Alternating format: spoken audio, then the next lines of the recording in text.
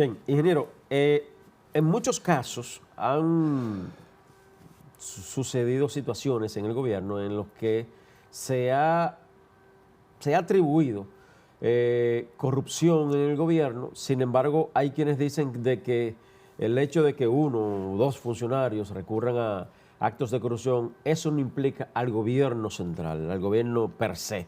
Mira, ¿Cuál es su Robinson, opinión? lo importante es que cuando hay un acto de corrupción, que haya la sanción correspondiente. Y en ese aspecto, Abinader ha dado cátedra. Yo creo que más de 15 funcionarios han sido sometidos a la justicia y han sido destituidos de sus posiciones.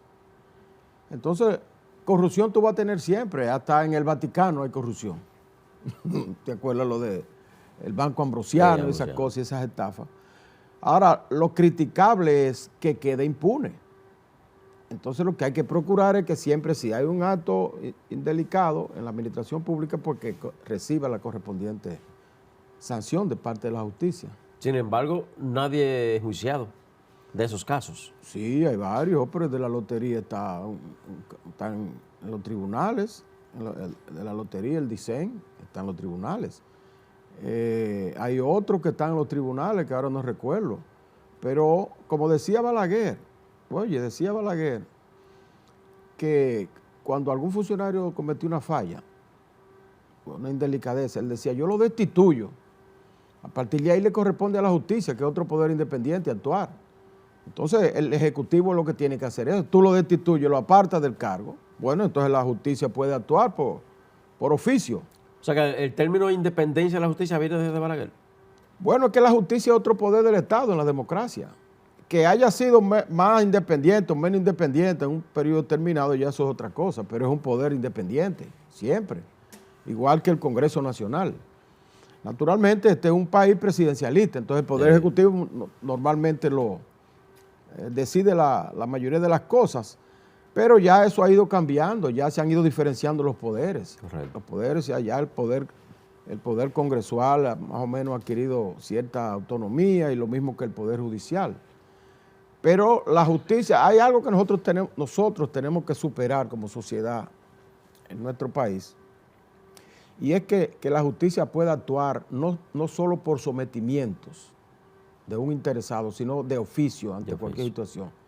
Es decir, ante cualquier escándalo de prensa o lo que sea, que la justicia pueda, motu propio, tomar acciones. En eso todavía tenemos que avanzar. Como pasa en países donde, Sí, donde un funcionario de primera línea se ve en la obligación de renunciar, nada más por un tema de casos. Y tú sabes que una de las cosas que evitan que eso ocurra es la falta de independencia total del Ministerio Público, que es el que puede incoar la acción judicial, porque los jueces lo que hacen es que juzgan, pero el Ministerio Público es el que pone la querella, el que pone el primer paso.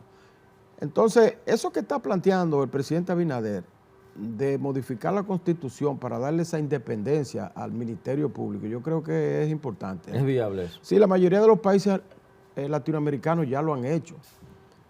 Y fíjate tú, en países como Brasil, por ejemplo, Perú, Colombia, se enjuician hasta los presidentes en ejercicio. Correcto. Porque el Ministerio Público no tiene el temor de que lo quiten del cargo si comete una acción contraria al Ejecutivo.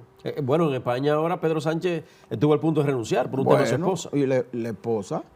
Entonces, el Ministerio Público Independiente es fundamental. Por ejemplo, yo escucho a Leonel Fernández, que fue el que hizo la reforma de la ley del Ministerio Público, la última que se ha hecho, y que estableció cierto nivel de independencia, pero no total, porque todavía el procurador lo nombra el presidente. Donde el Ministerio Público es independiente, la máxima autoridad del Ministerio Público no puede ser nombrado, no es nombrado por el presidente y por el Poder Ejecutivo. En algunos sitios es nombrado por el Congreso para darle mayor independencia, en otros es nombrado por un Consejo de la Magistratura integrado por diferentes sectores. En otros países primero lo designa el presidente, como en Estados Unidos, lo designa el presidente, pero lo ratifica el Congreso. Pero el Consejo de la Magistratura está compuesto también a través del Congreso de la República. Bueno, porque se le introdujo... Que muchas veces son políticos también. Se le introdujo una distorsión ahí cuando se incluyó el Procurador General de la República como parte del Consejo de la Magistratura. Ingeniero. Porque el Procurador General de la República, siendo un dependiente del Ejecutivo, en la actualidad porque lo nombra el Ejecutivo, Correcto. entonces tú lo pones a deliberar, es un voto más que se le dio. Sí. Eso fue una reforma mala que se hizo, porque la primera ola de reforma que se hizo en el 94, que actuó Milton Ray Guevara, aquel pacto que firmó Balaguer con Peña Gómez para modificar la Constitución y reducirle 2 años a su periodo. Sí. Ahí se introdujo la primera ola de reforma que se creó el Consejo de la Magistratura. En ese momento solamente tenía 7 miembros. Y entonces luego, posteriormente, se le incluyó el Procurador General de la República como una forma de tener mayoría el Ejecutivo. Pero eso hay que volverlo atrás, hay que retomar otra vez Hay que trabajar de nuevo ese tema, sí. Hay que trabajar ese tema y reformar la Constitución para que el Procurador General de la República, que es la cabeza del Ministerio Público, no sea designado directamente por el presidente. ¿Y se logra eso aquí, ingeniero? Claro que sí, porque lo han logrado la mayoría de los países. Sí, pero un país tan presidencialista como usted bien dijo hace un ratito. Pero y tan politizado. Hay voluntad política ahora para hacerlo, porque eso es lo que está planteando el presidente Abinader. Eso es lo que está planteando él. Es un buen paso. Porque él, algunos maliciosos han querido decir que él quiere modificar la Constitución para... El 28. Para seguir en el 28. Y él dijo que esa no es su intención, sino sencillamente propiciar la independencia del Ministerio Público, Ingeniero, que yo creo que es necesario. Claro. ¿Cómo usted ve el dime y diré que hay ahora con estos temas? Parece ser que la campaña negativa, no sucia, porque se ve muy feo decirlo sucia, pero sí negativa, de parte y parte, personas del gobierno, personas de la oposición, atribuir, por ejemplo, que el presidente de la República tiene bienes fuera del país, una fortuna de 70 millones de dólares. Por el otro lado se habla del presidente Danilo Medina mandar a tumbar las carpas a las afueras de los recintos electorales. ¿Cómo usted ve todo esto? Bueno, en cuanto a lo de Danilo Medina, yo pienso que eso es una consigna de avivamiento para su gente. No es un acto terrorista o un acto de violencia que él ha manifestado, sino que tú sabes que la oposición necesita avivarse, porque ellos están hablando de atención electoral y que eso favorece al gobierno, pero están haciendo poca cosa para que la gente asista a votar. Entonces, esa consigna al amigo Danilo Medina es una especie de avivamiento de sus tropas. Eso es... Estimularla. Sí, eso es, despierten. Si hay una carpa, vamos a tumbarla. Porque es un llamado que no tiene sentido por el hecho de que la Junta ya prohibió la establecimiento. Es más, la ley lo prohíbe, pero ya la Junta, mediante una resolución, lo ratificó. La prohibición de esas carpas alrededor, que era una tradición de todos los partidos políticos. Y se escudaban en el hecho de que esas carpas frente a los recintos electorales era para educar a la gente de cómo ir a votar, para preseleccionarlo en el padrón. Es decir, ¿cómo tú te llamas? Dame tu cédula. Buscaban el padrón. Mira, tú eres el número 28. Cuando tú llegues allá para que votes rápido, dile que tú eres el 28 en la mesa electoral. Y buscaba el 28 y votaba rápido. Una forma de agilizar, pero también ahí eso se prestaba para cualquier otra cosa. Correcto. Para comprar votos, para coaccionar a la gente. Entonces, la Junta Central Electoral ratificó lo que ya la ley decía, y entonces el presidente Medina vino con una reacción tardía en ese aspecto.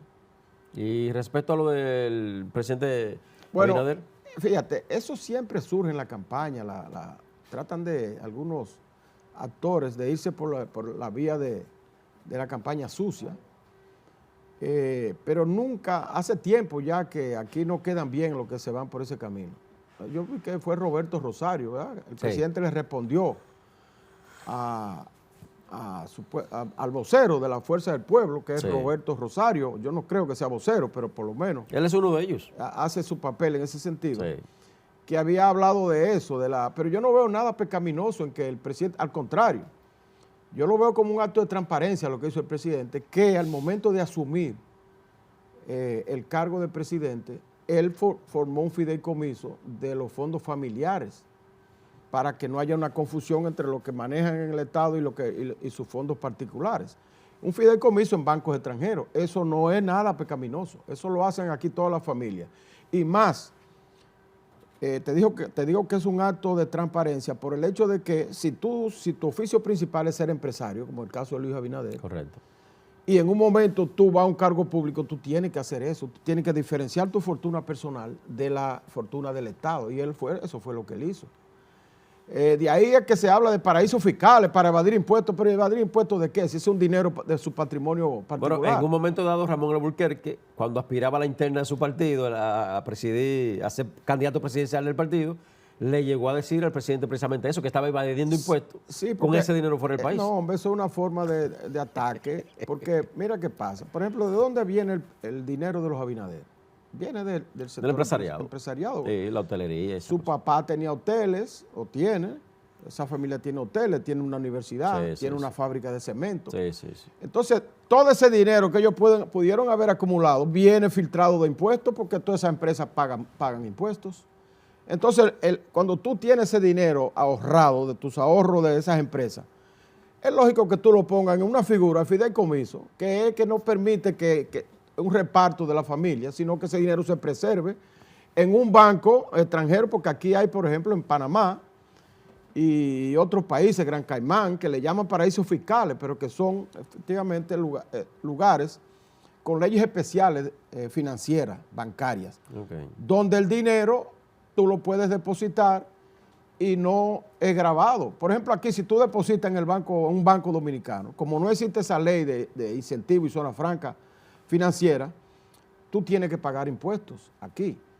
Pero el hecho de que tú lo tengas en otro banco, como lo tiene aquí todo el mundo, tú tienes tu dinero, tú no lo tienes solamente en una canasta. El que tiene dinero ahorrado de su labor empresarial o de lo que sea, lo coloca en varias canastas por cualquier contingencia. Coloca una parte en bancos dominicanos, otra parte en bancos norteamericanos, otra parte, dependiendo de la oferta que te hagan desde el punto de vista financiero. Ingeniero. Eso en un empresario yo lo veo como algo normal. Ahora, lo que se quiere es confundirle que él está en paraíso fiscal para evadir impuestos, pero ¿qué impuestos que va a evadir? Si ese dinero viene de su familia, incluso... Y en su momento lo explicó iniciando el gobierno. Déjame decirte, las herencias, aquí por ley, para tú recibir una herencia, si tu padre se muere, uno de tus familiares, tú tienes que hacer lo que se llama la declaración de herederos, que diga que tú eres el heredero o un grupo de tu familia es el heredero de ese dinero. Y eso va a impuesto interno y se cobra creo que un 30 o 35% de la fortuna que tú vas a heredar para que pase a nombre de la familia. Entonces eso ya paga impuestos. Ahora, después que tú tienes ese dinero, tú dispones de él como tú creas. Y más, en el caso de Abinader, que fue a ocupar un cargo público, el hecho de que él hiciera eso, yo pienso que es un acto de transparencia antes que un acto de corrupción. Finalmente, ingeniero, yo hablaba hace poco aquí de su figura y decía que usted es uno de los exponentes de mayor notoriedad, bueno, porque está en un importante medio de comunicación, pero además con conocimiento de causa, porque usted es de una provincia fronteriza, pero además usted fue funcionario diplomático en la zona de Puerto Príncipe, ¿no? Sí. ¿Cómo está en estos momentos el tema Haití-República Dominicana, el tema de la frontera? Un resumen, Haití, por favor. déjame decir, lo último de Haití que ocurrió anoche, que el partido Lavalaz, que preside y lidera Jean Bertrand Aristide, el expresidente, está rechazando los acuerdos que se llegó el 30 de abril pasado en el Consejo Presidencial, mediante el cual se nombró un presidente del Consejo y un primer ministro. El partido Lavalaz, que es el partido, yo diría, el más grande de Haití, el más organizado, el que más tiempo ha durado y que lo preside el único líder en todos estos tiempos de esa nación, Jean Bertrand Aristide, que aunque está ahora ejerciendo la política de manera pasiva, pero desde su casa, desde su palacio y su mansión, que está en Tabar, una zona donde está la embajada norteamericana en Puerto Príncipe, desde ahí él mueve los hilos de la política. Y muchas de las cosas que se hicieron ahora en el Consejo Presidencial, en la resolución del CARICOM, fueron movidas por el Grupo Montana, que es un grupo que se reúne en el Hotel Montana, un hotel que está en las montañas de Puerto Príncipe, y que es muy influido por el partido Lavallaze y por Haití. Entonces ahora ellos están rechazando los acuerdos a que se llegó. Eso retrotrae un poco la situación en Haití, retrasa y retrocede complica cualquier acuerdo, lo que ya se había avanzado. De verdad que eso no es muy bueno, ¿Y por qué ese Jean Bertrand tiene tal liderazgo que usted resalta? ¿Por qué él mismo no dice yo aspiro a la presidencia de Haití? Porque está en cierto modo traumatizado por los 2 golpes de Estado que ha recibido. Él sabe que los americanos no ven en él una salida, porque las 2 veces que él ha sido presidente ha sido derrocado por fuerzas militares. Entonces él ha optado por resguardarse, pero su gente siempre mantiene influencia, porque también tiene una gran influencia económica en Haití, empresarial. Y entonces ahora, como te decía, esa es la última noticia que viene desde Haití. Nosotros lamentamos que eso ocurra porque pensábamos que se iba avanzando, aunque advertimos, como lo advirtió también el partido, el periódico más importante de Haití, el Le Noveliste, advirtió cuando se eligió al presidente y al primer ministro que el hecho de que se había hecho esa elección por una mayoría precaria, de 4-3. O sea, el Consejo tiene 7 miembros con voz y voto y solamente 4 votaron por ese acuerdo. Eso evidenciaba que ese Consejo Presidencial tiene pies de barro, decía el periódico Le Noveliste. Y yo creo que sí, que tiene pies de barro porque no hay consenso. Si no hay consenso y hay una división casi de mitad, eso significa que no se va a poder avanzar mucho en Haití en ese aspecto. No, y puede volver atrás cualquier acuerdo que se esté arribando. Y está todavía el asunto de las bandas. ¿Qué se va a hacer con las bandas? Sí. Porque las bandas están ahí vigentes y actuando todos los días. ¿Y Guy Philippe, qué va a pasar con él entonces si fue enviado por los Yankees supuestamente? No, Guy Philippe se ha quedado un poco rezagado. Ahora mismo no se sabe de él. Incluso hay gente en Haití que duda, que teme hasta por su vida, que cree que algo le habrá pasado porque él no ha aparecido jamás. El que está muy vigente es Barbecue y otros líderes de bandas que todavía mantienen ocupando el 90% del territorio de Puerto Príncipe. Y están reclamando ahora, ellos están reclamando ahora participación en el gobierno. Los vándalos. Sí, y dice que si no se sientan con ellos, no hay solución en Haití, no hay gobernabilidad. Lo que significa que continúa entonces la desgracia en Haití. Anoche amaneció la zona de Tabara ahí, que se ha convertido en una zona conflictiva, porque era una zona exclusiva de Haití. Pero ahora es conflictiva. Ahí es donde está la residencia de Jean Bertrand, el palacio de él. Y está también la embajada norteamericana, la trasladaron hacia allá. Pero ahí anoche, durante toda la noche, hubo un persistente tiroteo de las bandas que están rechazando los acuerdos que se llegó el 30 de abril y reclamando participación. Ellos dicen que hay que sentarse con ellos en la mesa de la negociación para garantizar la gobernabilidad. ¿Eso significa, ingeniero, que continuará la desgracia para Haití? Lamentablemente va a continuar. Y fíjate la denuncia de Petro, tuviste el presidente Petro de Colombia, de que más de 1 millón de armas y municiones que se sustrajeron de los arsenales de Colombia fueron a parar a Haití probablemente. Y habla de misiles RPG. ¿Tú sabes cuáles son los misiles RPG? Los que usan aquí en el Medio Oriente. Tú ves los musulmanes que se ponen una cosa aquí al hombro y tiran un cohete y tumban aviones y tumban helicópteros y tumban barcos y esas cosas. Miles de RPG fueron a parar a Haití. Eso para nosotros es complicado, incluso, ingeniero. Claro, porque eso quiere decir que la superioridad militar nuestra con relación a esas bandas puede verse cuestionada. Muy cuestionada. Porque, por ejemplo, los helicópteros que tenemos, si los aviones tucanos, pueden ser derribados con esos misiles RPG. Sí, eso es correcto. Y los tanques también, eso tumba tanques. De manera que esa es una denuncia de Petro bastante alarmante, que los servicios de seguridad de la República Dominicana, de inteligencia, de nuestras Fuerzas Armadas, que son bastante eficientes, deberían apurarse un poco en la investigación de esa denuncia del presidente de Colombia. Para ubicar dónde están esas armas, en manos de quién están, por asuntos de seguridad.